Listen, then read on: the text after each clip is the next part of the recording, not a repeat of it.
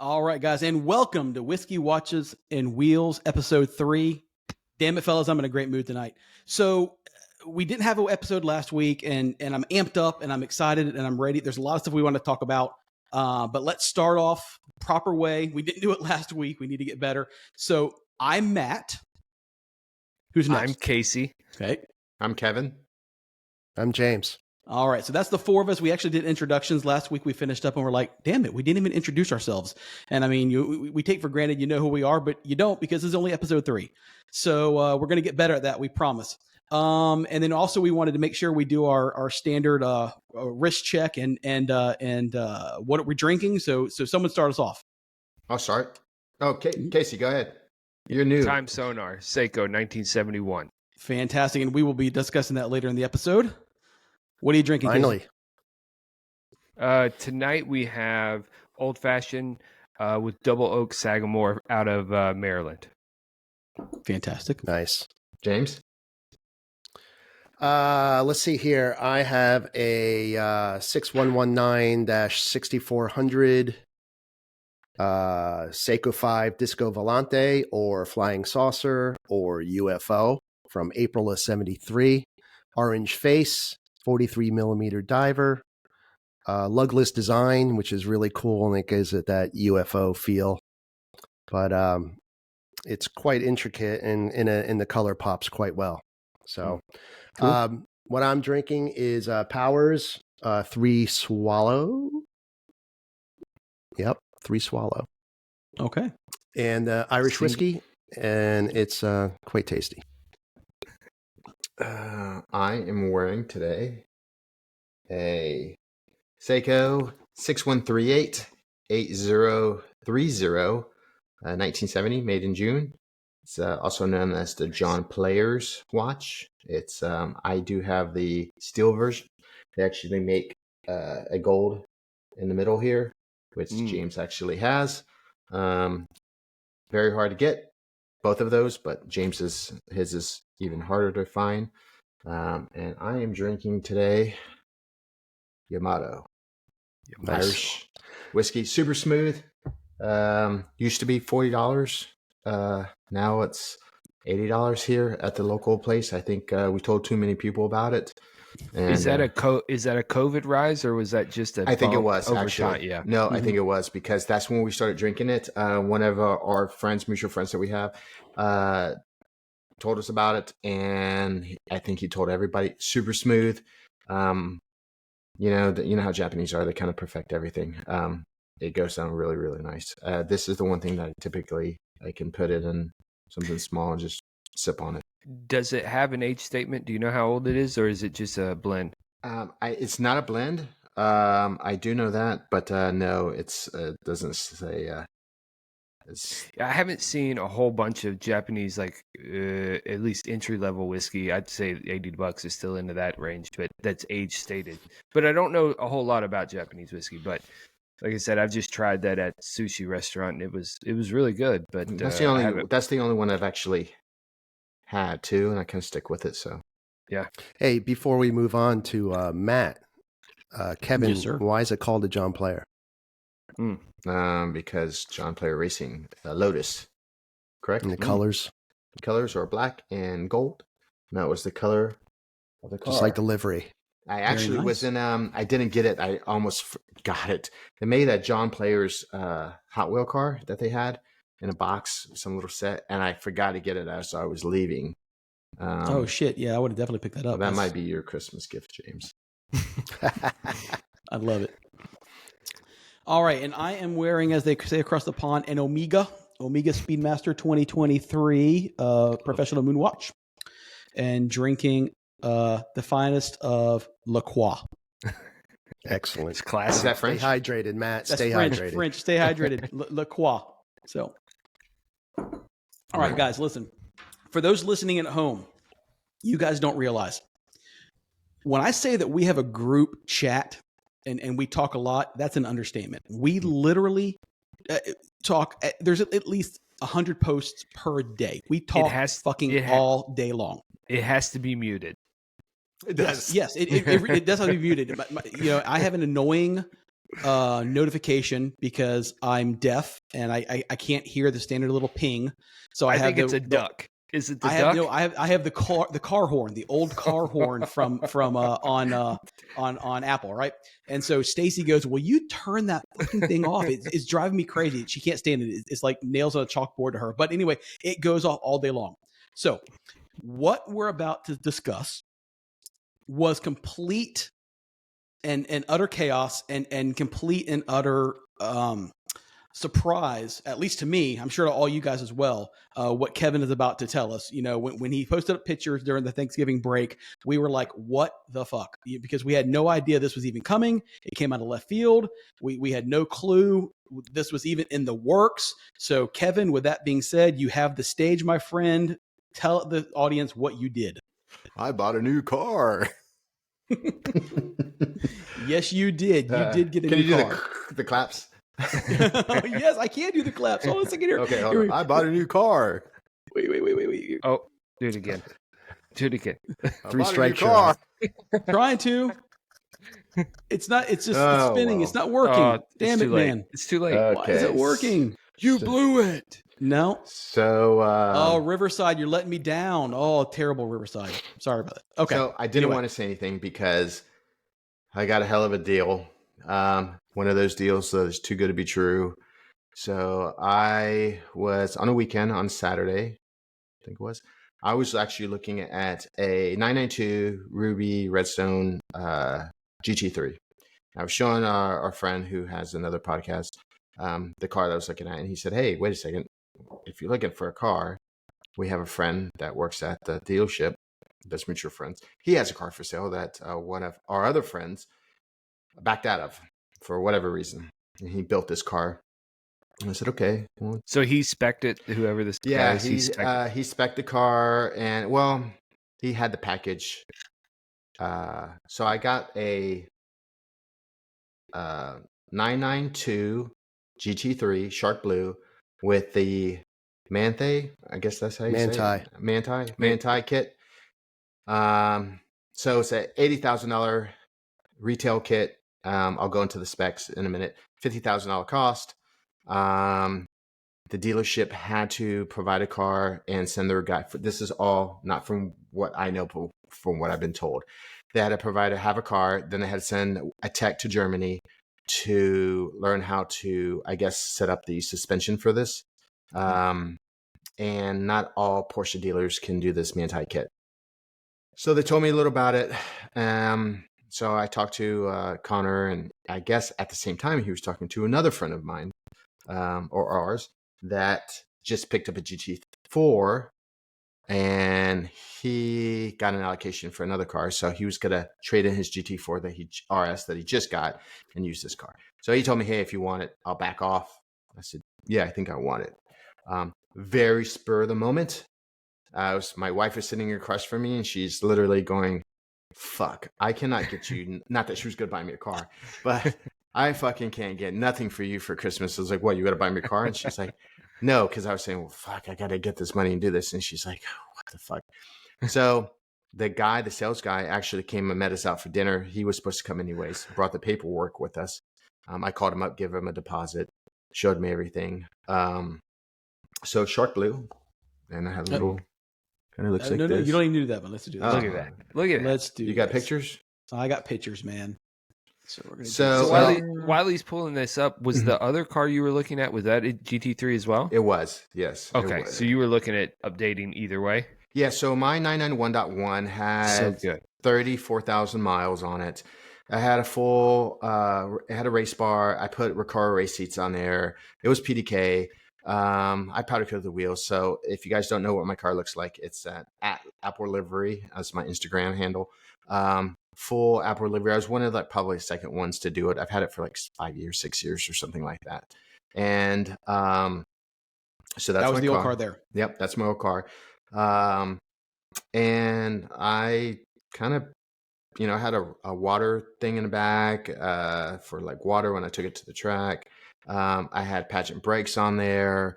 I had AP rotors. I had it pretty raced out, I guess, as much Dialed as you could in? do. Yeah, dialed in. There you go. As much as you could do. Naturally, you can't do too much with a GT3 motor. You know, it had some I think it's BMC air filters on it. I did have an exhaust, fast speed exhaust. So, but you know, it's the 10-year warranty was coming up. Yeah, why is there a 10-year warranty on that one? Why was that really the reason? Because we all know that there was issues. So we actually, the guy that was going to buy this car, he has a 2014 991.1, and he actually blew his motor. I was right behind him.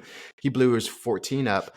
He was probably going like, I don't know, holding $8-9 grand for a while, and it actually just quit on him. They did repair On the motor. track? No, it was actually in the mountains and right at Dragon's Tail, actually Chalahala Parkway. So I guess there's some issues with oiling. I'm not too familiar with it. Destroyed his motor, but they fixed it. So any of the 991.1s had a 10-year warranty, motor warranty on the car. And again, you know, I'm sure there's some Porsche guys that know a lot more about this than I do. But it was getting close. You know, I've kind of had race seats in there and stuff, and 34,000 miles, it's not bad. But the deal that I got, I basically didn't have to pay for the Manti kit. So it was free. I love it. And the guy also spec'd a GMG, a full exhaust on there as well, with the, what's it called? I don't know, the solenoid, like a remote solenoid. Look at your notes. Oh, yeah, I don't have that on my notes. Oh, you're right. valve It's solenoid. Yeah, the valve system. So Yeah, valve system. I guess the exhaust was $4,500, and then the other thing was like $4,000. So, they said it was part of the car when I went in. So they gave me a pretty good deal for my car. They gave me was signing and seeing $100,000 for the car, and I know that's not a lot of money. I know typically a car's like 135, 125. I went back and I said, look, I want 1.5. The sales guy said, okay. He said, hey, he wants 110. They said, well, you know how the game is played, right? So I said 105 and 2 years service. And they're like, yeah, no problem. Well, as you guys know, with these GT3 cars, every 10,000 miles, you're supposed to have spark plugs changed. And that's $1,000. So I felt like I got a really good deal. I got all the OEM parts. They had it's pre-owned certified. Mm-hmm. So I have CPO. Yes, CPO. So I have an extra 2 year warranty. I have 6 years warranty on it. I have the old wheels with brand new tires on a P0 tires because they had to put all that stuff, you know, brand new to certify pre-own it. Yeah. I have all the old parts. So what comes with this Manti kit? It's pretty unique because I got the full kit. I guess you can option this out, but excuse me. The big thing is the Manti 4-way adjustable suspension. So it's plus 10% spring rate in the front and minus 7% in the back. Braided brake lines, different brake pads. The aero package has a front lip splitter, flicks, or we call them canards here in the States.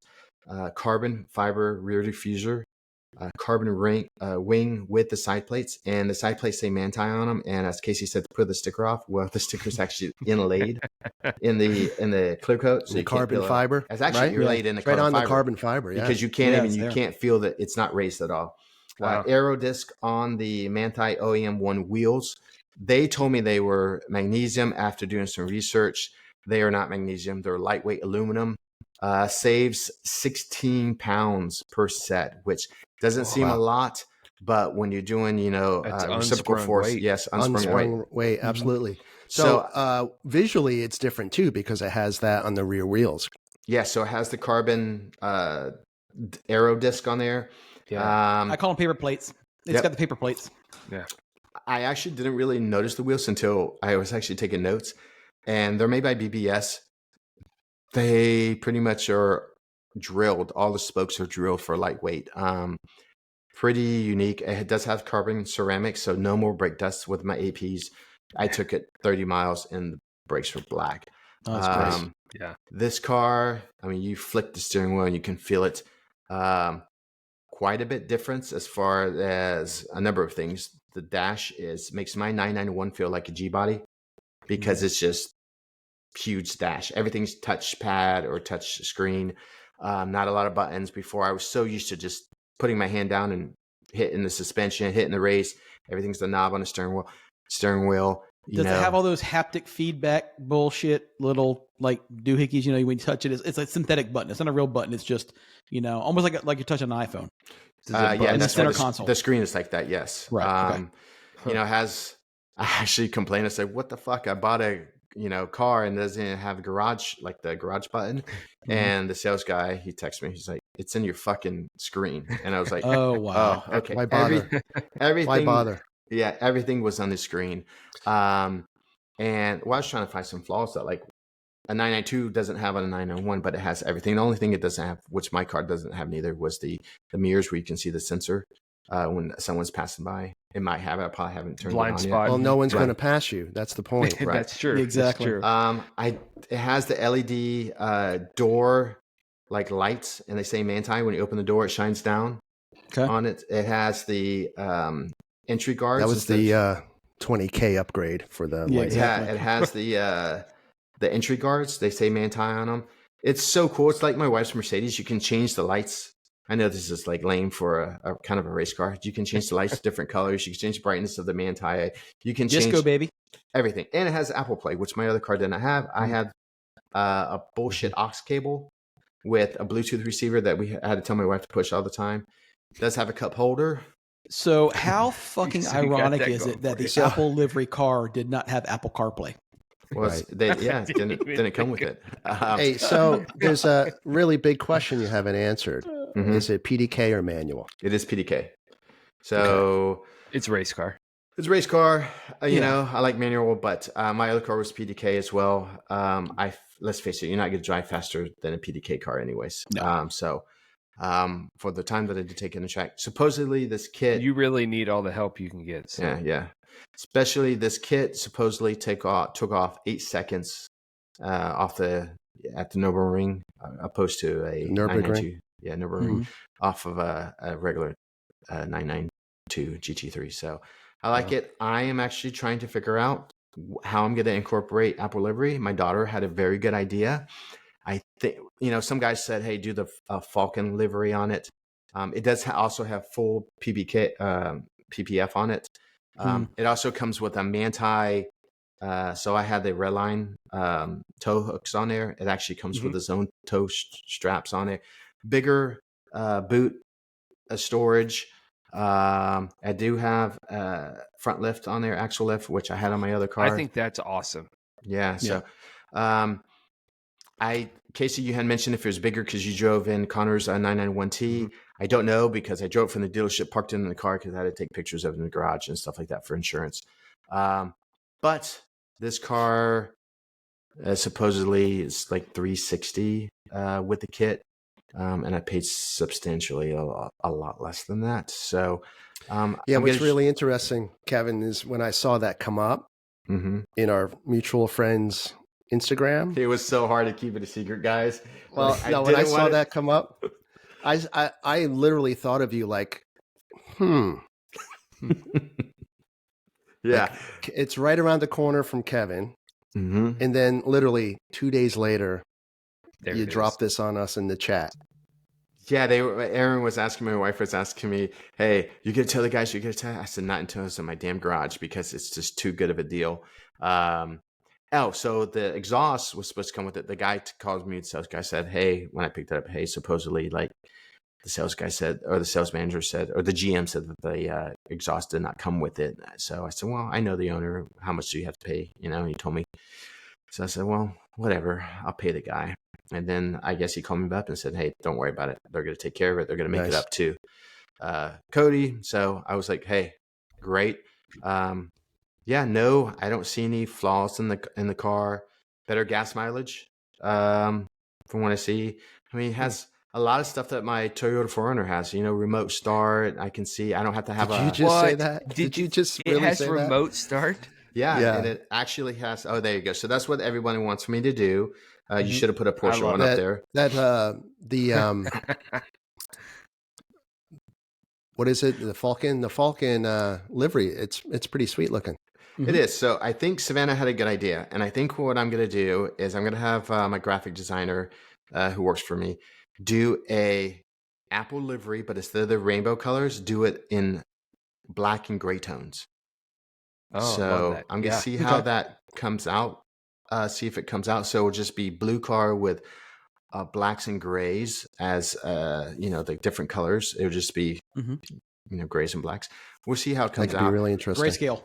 Yeah. So Yeah, grayscale. I There you like go. that. Yeah. So we'll see. I don't have to. Then it's just stickers. But then again, with my Apple livery car, as you guys, I don't know if you guys have. Well, Matt, yours is full wrap, but when Correct. you're doing sticker cars, you always get that black edge where the dirt shows up and stuff. And this car's so clean. Like it's my first. Plus, can you put? I mean, I guess maybe you can, but can you put a wrap or vinyl over PPF? Yes, because I did it on my 991 had PPF on it as well, and I put it on top of that. Yep. Mm-hmm. Okay, that's so cool.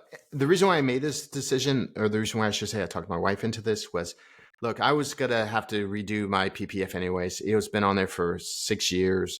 The hood was starting to get discolored. To take the PPF off, you're gonna steam it off, then color correct it, put PPF back on, put the stickers back on it again. I mean, I was probably looking at minimum $6,000. It's at least. job. I mean, I'm probably closer to 10. So let's buy a $300,000 car instead. I see the equivalency. Yes. Well, that's how it makes perfect sense to me. That is definitely girl math. Yes. I mean, she's going to listen to this and be like, yeah, that's my husband. So this At least somebody's listening. Next weekend, I'll take it up to Porsche's on Central and show the guys. So I'm pretty stoked. Like, it's very bright. You should be. You should cool. be. If you're gonna, maybe I'll come up there. Yeah. Or down there, I guess. So it's my birthday weekend, so you should come. Okay. Yeah. So, happy birthday. All right. Yes, I celebrate the whole month because I'm getting old. So, yes. Yeah. And well, I told Kevin he did a good decision because I heard today, whether it's true or not, I don't know, but that Q4 of 2024 is when the 992.2s are supposed to start rolling out. And on the 992.2, everything that is GTS and above, including GT3, is going to be hybrid. So it's possible that he may have one of the last GT3s without a hybrid engine. You knew it was coming, right? Like we've heard that, but which is very surprising. Go ahead. Because they're coming out with that, they have that fuel. I don't know if you guys have been following. They have that biofuel or the biofuel. Synthetic fuel. Yeah. And, they're running on the race team. So why would they do that when that takes, you're adding weight to the car with the batteries and stuff like that. So if that synthetic fuel takes off, I mean, that's going to be opened up to, a Toyota Corolla, 4Runner, any car. And that's going to totally get rid of this whole emissions shit that we have and, why everyone's going battery. Yeah, so that begs the question of why they would do it. And is the reason because that 0 to 60 time so important and that hybrid engine probably helps in that 0 to 60 time? I mean, if you look at, I was scrolling Instagram just, I think today or last night, there was a drag race between one of the EV Hummers and a new C8, and the EV Hummer wins in the quarter mile. And that's 8,000 pounds. Exactly. Right. So is that hybrid portion just to help those sort of times, since we know 99% of the buyers of these GT3s are just going stoplight to stoplight on their way to Cars and Coffee? Maybe. Are they though? Isn't that what the Turbo S is for?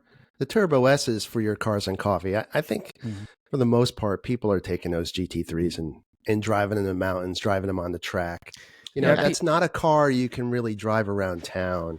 I'd be very curious. Super comfortable with. Yeah. And everyone that I know, and I know quite a few people that have a GT3 just because I have one as well, we all take it to the track. So,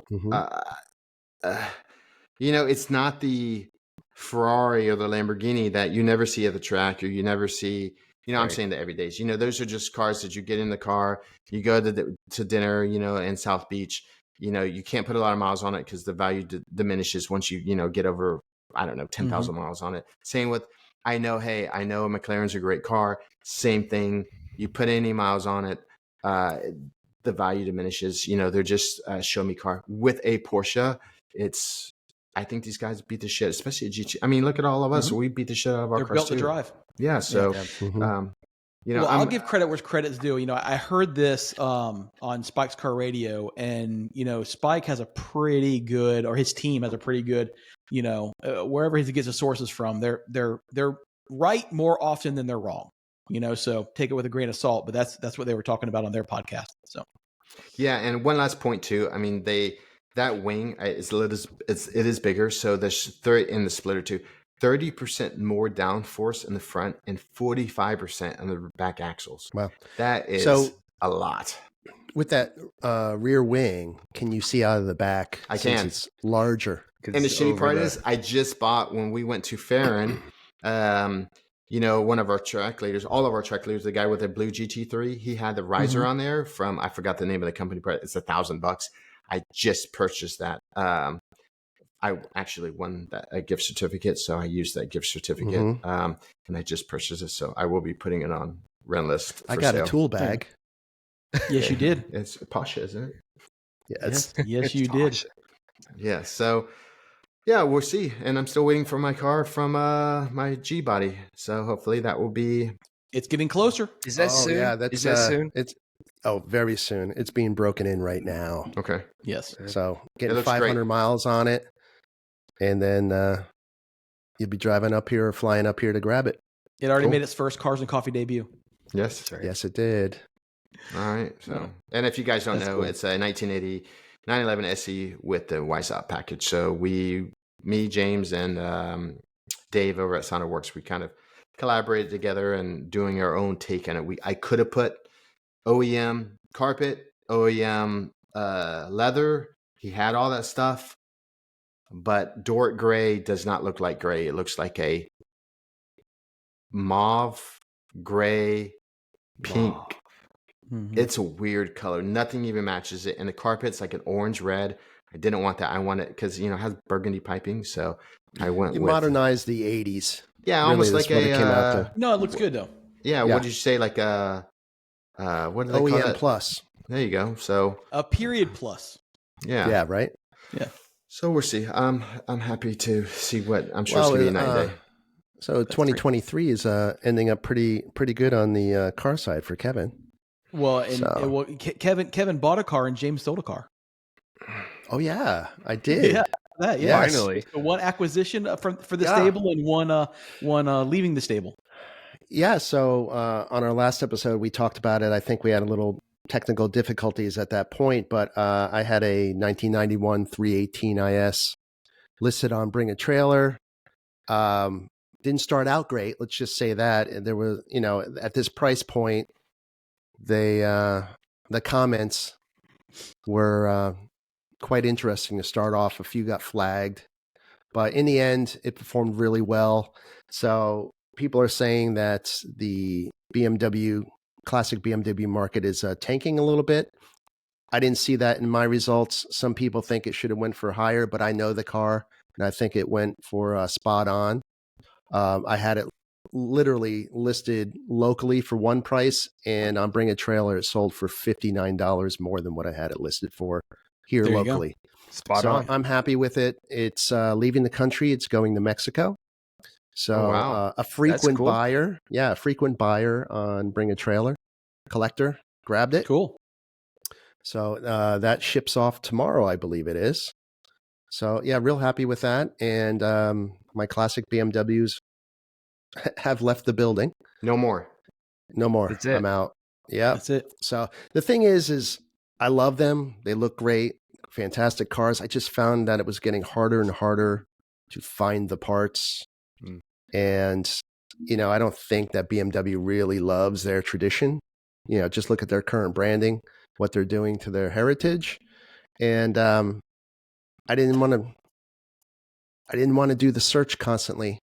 I didn't want to, you know, 3 years ago spend $18 for a piece of plastic, which is now $65 for that same piece of plastic. So do you guys know why that is? Because my friend's a master tech at BMW, and he says BMW, when they make the car, they only make 10 years worth of parts. That's all. So I don't know how they get that number, but they make the parts and they stop production and they move on to the next car. And that's one of the reasons why I think they're so expensive to get a dash like you had Sure. and Yeah. other stuff. And there's little buttons, and because, you know, like you said, Porsche, I think they finally have learned when they're doing their Porsche Classic stuff. I think it's anything over 10 years, you can get Porsche parts now. Yeah. And that's the beauty is I just bought a 1966 912 and I'm not too worried about the parts. Right, exactly. Yeah, it's like Volkswagen. So, most of them are Volkswagen. Yeah. Well, I mean, Volkswagen for the longest time. I mean, now that you can do complete bus 21 window, you know, metal, not from naturally Volkswagen, but the it's still there. And I think Porsche realized, wait a second, everyone's, you know, these cars are collectibles, so why not? Well, they talk about what 70% of those cars still being on the road. Wow. Yeah.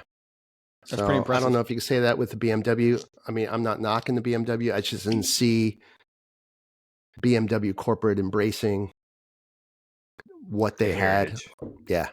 Yeah. Well, good point, Casey. I mean, you know, Porsche, in my opinion, does a really good job in embracing their heritage and making sure they keep those cars on the road. And they're pretty much one of the only automakers that I see out there doing that. A lot of them, you know, it's all about the new. They're not really worried about the old stuff. You know, if you want to keep it on the road, great. They appreciate it, but you're up to your own devices to make that happen. I would actually agree with you because, you know, as we all know, the Chevy market, you know, they do that. You guys all know, it used to be in hot rods, but it's aftermarket companies. Year one, Right. It's not a factory company producing the parts again. So you have Chevy and there's like LMC, a lot of aftermarket, and that's the whole business. Whereas Porsche is actually doing it. It may take a while. I mean, I had a rip in one of my thing, and we have another Ripping guy. What?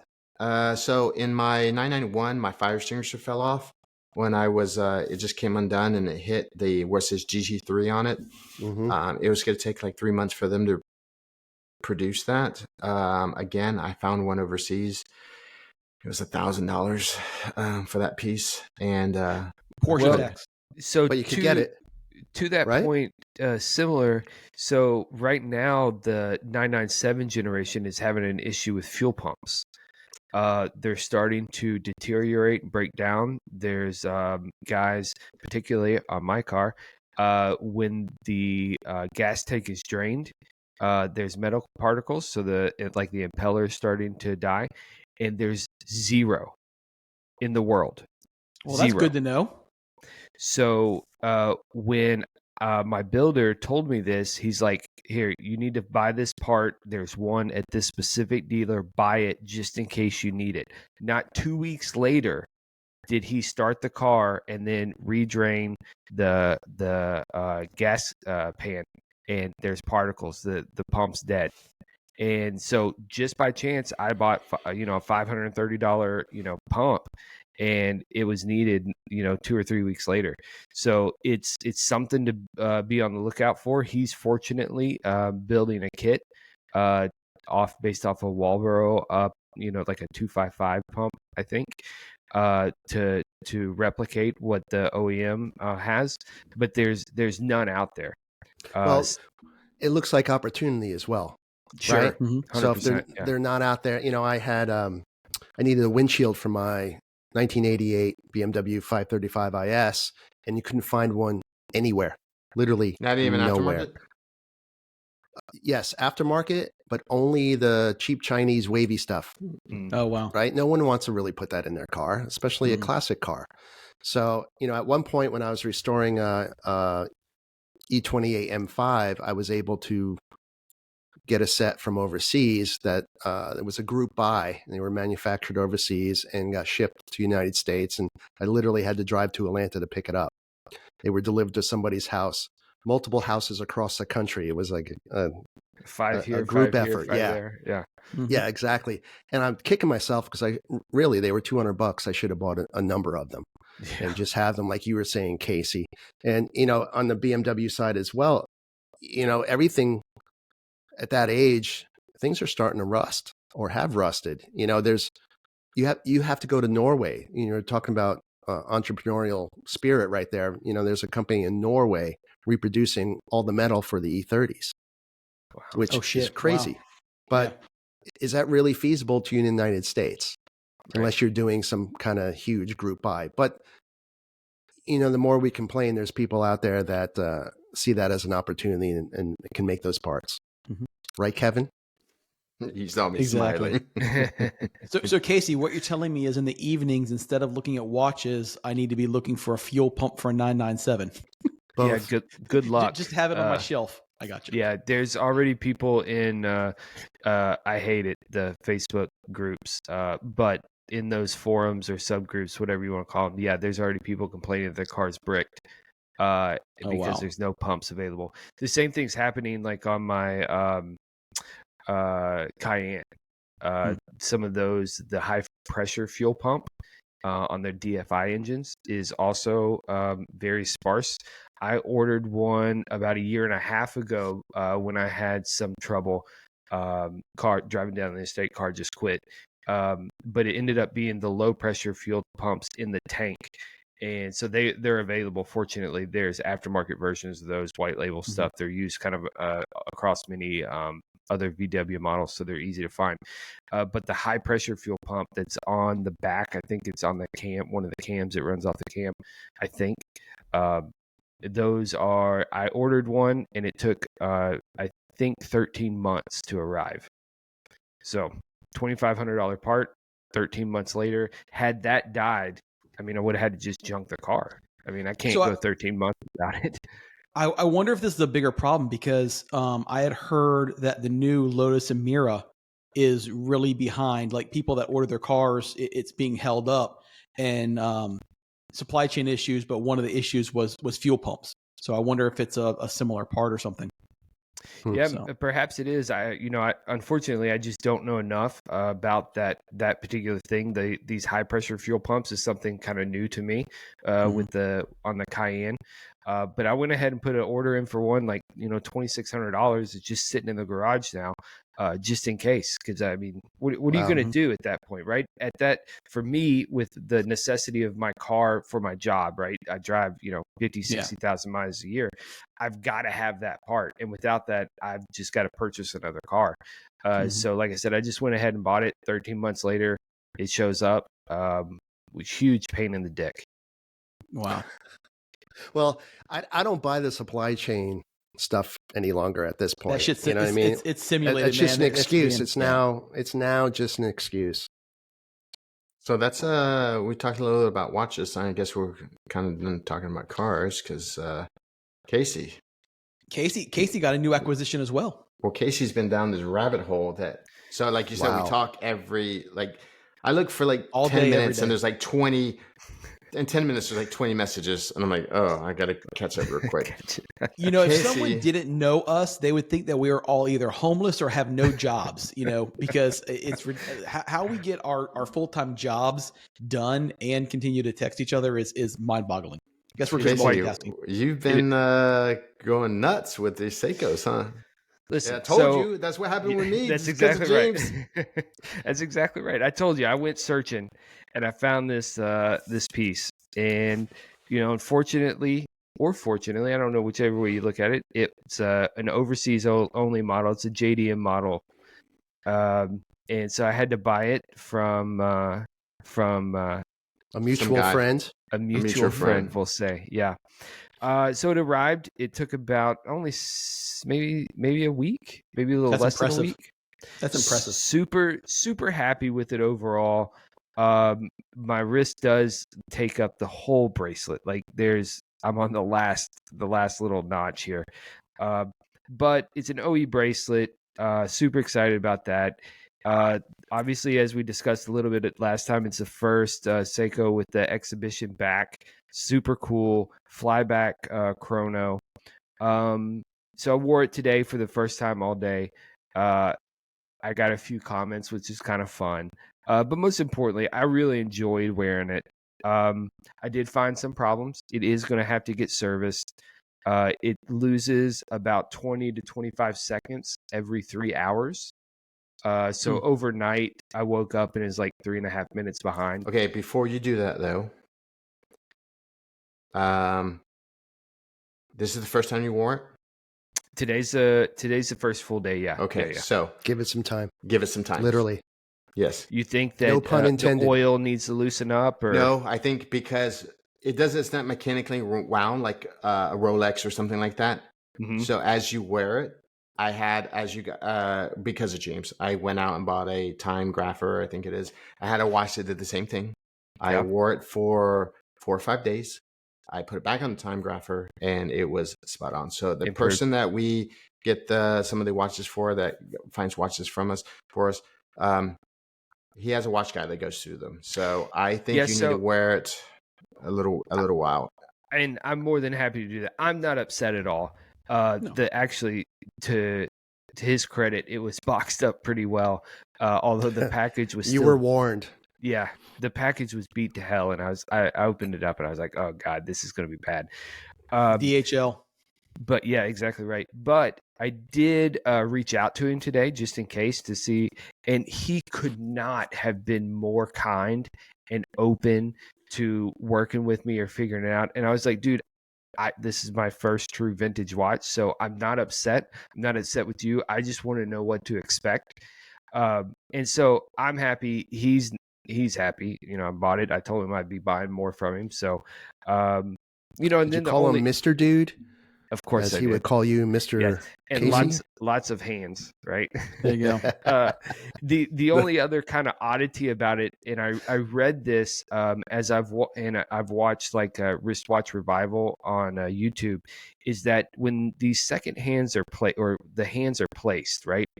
The maybe I don't know what you'd call it, the bearing, the race, whatever is put on that central post.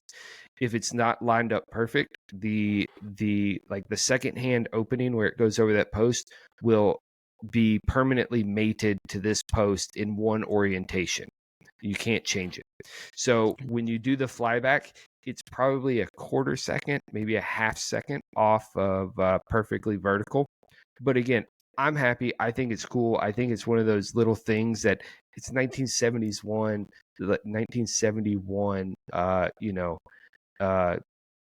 factory made vintage watch, and I'm super happy. So Well- I'm very excited about it.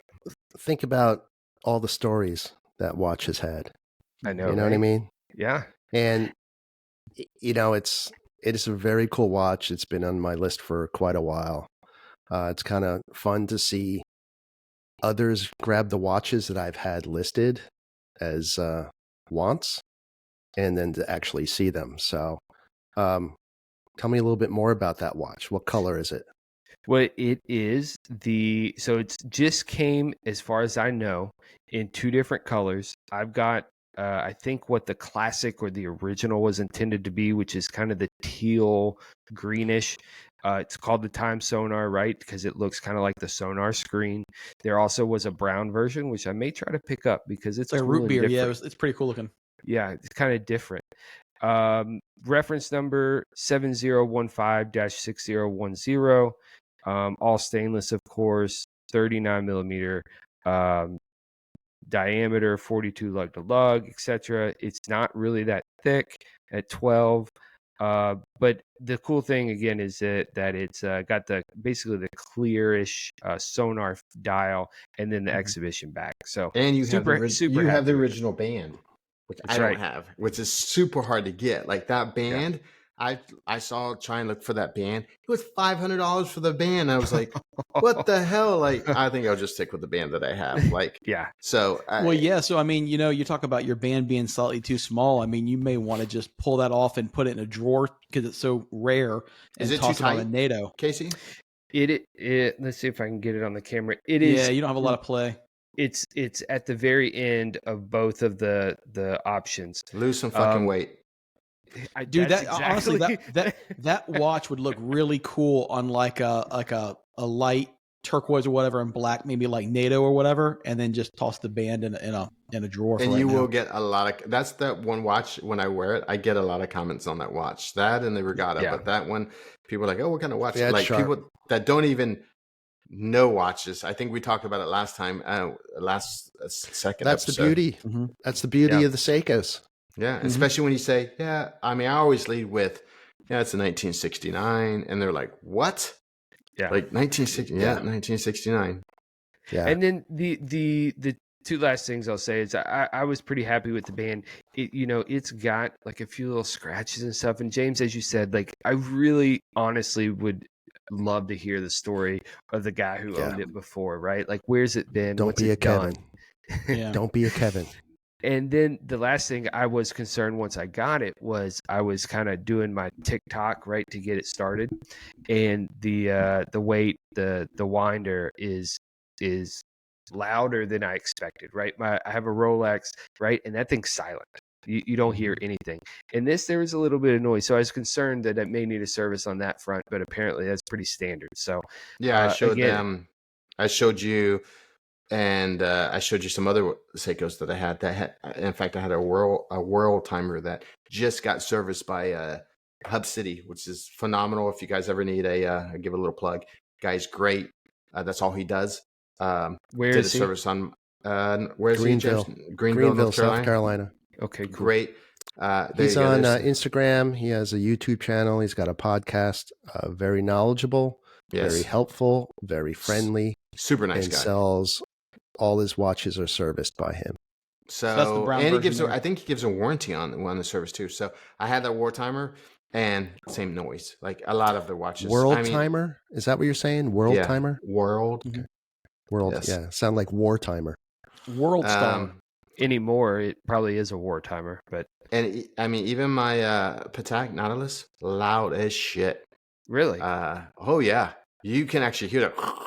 I think it's because it's so heavy in the backside. You can hear it like as I'm doing this one. So You can hear Casey, this one too. going back to what Kevin and James was saying, I wouldn't have that thing serviced yet. My SKX 009 does a very similar thing. Like, because I don't, I have a lot of watches. I don't wear them, sometimes I'll go a month without wearing them. Yeah. So the first day it'll lose several minutes, but then if I wear it more than 2 or 3 days in a row, it's spot on. My Tag Heuer Aqua Racer does the exact same thing. So when I pull it out of the watch box, wind it up and everything, it'll lose some time the first day, and then once it's perfect. So okay, that's fair. I mean, like I said, I'm excited either way, even if it has to eventually go into service. I'm excited, so no big deal. Well, personally, out of the two colors that I've seen available, you grabbed the right one. Yeah, no, the root beer one's cool, but I would the not teal get the root beer. I don't know. I would get it as a novelty, but that'd be it. I'll get it just to shut you all up. For the completist. No, right. You take that money and buy that damn Pogue that you've been looking at, sending us a million posts about, or something else. Like, I mean, there's a lot of watches. Yeah. James and I know there's a lot of watches that are in sub under $1,000, 500, 600 that are just, when James said last episode how Seiko, just their design, when you look at, I mean, let's face it, we all know a Rolex, Data Just Mariner. Yeah. They all look the same. I mean, they all a GMT from the 60s looked the same as a GMT from 2023. Yeah. I mean, it's just so cool. And when he looked at that and I opened up my case, I was like, James is right. Like, they're just the styling. They don't just stick to one thing. So, hey, we did learn something on our little chit chats about the Pepsi. Matt? Oh, yes. Yeah. No. Well, yeah. So, when we were looking at our, we thought our Pepsis were Japanese made, and come to find out they're all fucking from Malaysia. so that I already decided. I told Stacy I want a watchmaker's kit for Christmas, because now that I know that it's not a real Japanese SKX, I'm going to mod the fuck out of that thing. I'm going to mod it and do some stuff, and then I'm going to look for a real Japan. There's some fantastic Seiko modders on Instagram. There is, and they do great work. All the part, Long Island Watch. I mean, all these guys, the parts are out there. I mean, I know we talked about it in our group text, but I'm not joking. I want to learn. Looking forward to it. And I'm going to start with just modding, but my goal is to eventually build my own watch. That's what I want to do. Just to say I've done it. I have no aspirations on being a watchmaker.